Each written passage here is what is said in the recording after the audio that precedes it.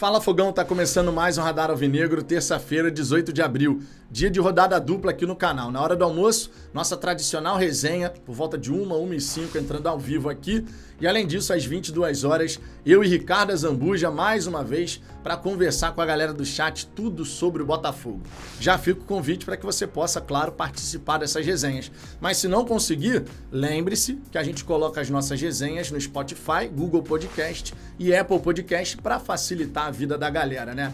Agora, ó, nesse vídeo aqui, eu quero aproveitar esse espaço para a gente poder trocar uma ideia sobre essa postura de parte da imprensa para com o Botafogo, né?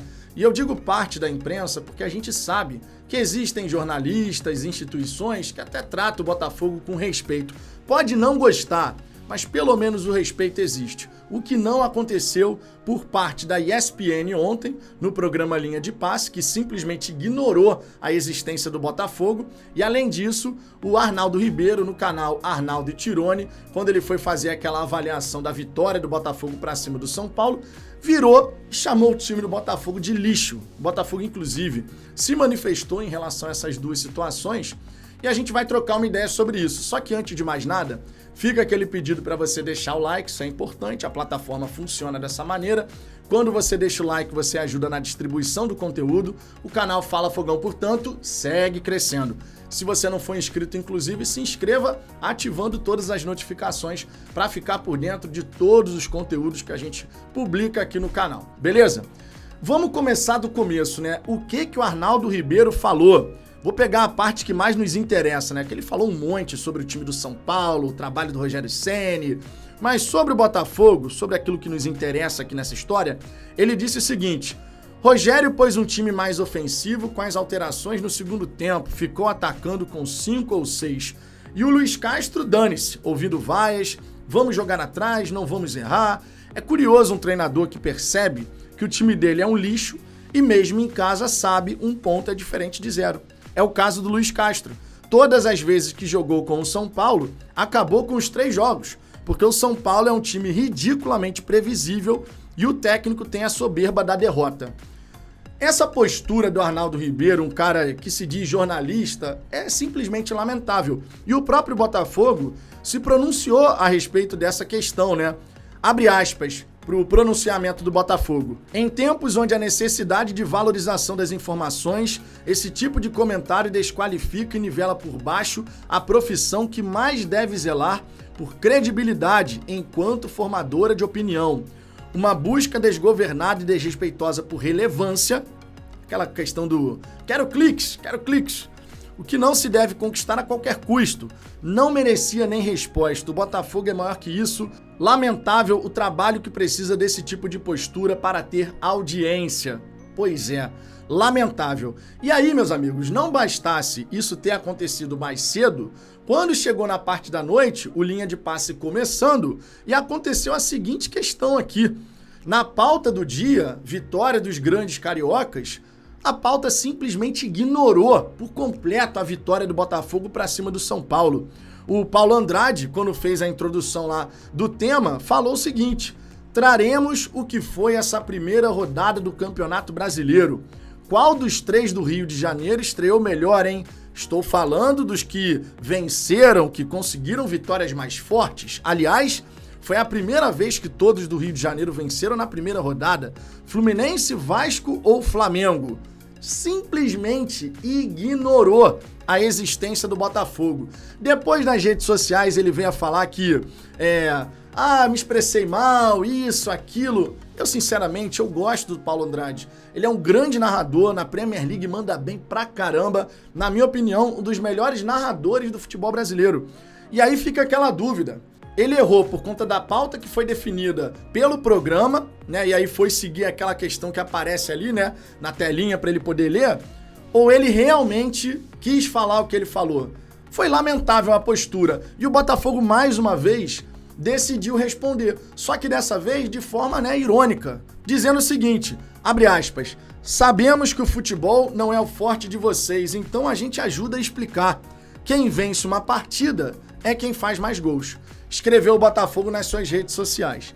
Foi uma resposta irônica, né, sendo sarcástico também, porque afinal de contas, cara, esse tipo de postura é simplesmente lamentável. E não é de hoje que a gente vê a imprensa, de modo geral, conforme eu disse, né, boa parte dela, tratando o Botafogo dessa forma. E honestamente, vamos falar com verdade aqui, o Botafogo na Pindaíba, ele já incomodava. Quantas e quantas vezes a gente viu jornalistas, apresentadores tratando com o maior desdém possível o Botafogo que de repente estava vivendo um bom momento, né? Porque o Botafogo que estava na Pindaíba do cacete, realmente chegava uma hora que poderia simplesmente fazer aquele nado de golfinho, né? Aparece, faz uma graça e logo desce. E a galera simplesmente cagava para estudar sobre o Botafogo, não tinha a menor vontade de realmente entender, conhecer os atletas. Não foram poucas as vezes que a gente viu os caras simplesmente entrando no modo automático para comentar sobre o Botafogo. Ah, o Botafogo é isso aí, né? Tá com problema financeiro, salário atrasa, não consegue contratar. Então o Botafogo é isso aí, não tem muito o que a gente falar. Os caras não tinham nem interesse em buscar saber de forma mais aprofundada a real situação do Botafogo. Entrava no modo automático e tá tudo bem, é isso aí. Vimos isso zilhões de vezes. Beleza, o Botafogo dava razão também para que essas coisas acontecessem, dava motivos, melhor dizendo. Porque, afinal de contas, os próprios dirigentes do Botafogo colocavam o Botafogo na lama. Não foram poucas as vezes que a gente viu dirigentes do Botafogo tratando a marca Botafogo assim, ó. É isso aí, né? A gente tá realmente passando dificuldade gigantesca, já tá falido, já isso, já aquilo. Então você dava munição para que esses jornalistas, ou ditos jornalistas, pudessem simplesmente fazer ataques ao Botafogo. Os próprios dirigentes que deveriam zelar e brigar pelo bem do Botafogo, por diversas vezes municiavam essas pessoas, esses profissionais.